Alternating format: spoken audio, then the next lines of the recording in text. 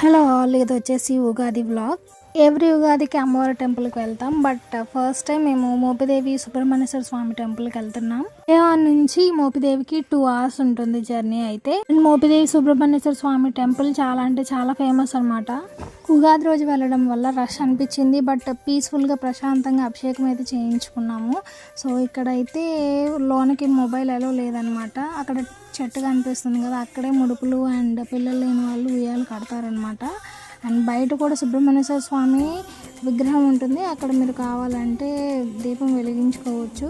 మేము వెళ్ళినప్పుడు చాలా అంటే చాలా వర్షం పడింది. లిటరలీ 2 hours టెంపుల్లో పీస్ఫుల్గా ప్రశాంతంగా ఉన్న తర్వాత then we return back. Mopidevi దగ్గర మధ్యలో చిన్న చిన్న ఊర్లన్నీ తగులుతాయి అన్నమాట. అక్కడ వాళ్ళు వేసే పంటల్ని అమ్ముతూ ఉంటారు. Most of the banana trees ఎక్కువ ఉంటాయి.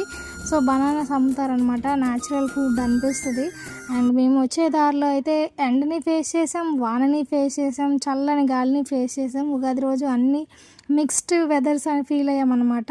మీరు కనుక నేచర్ లవర్స్ అయితే మస్ట్ గో ఆన్ వీకెండ్స్.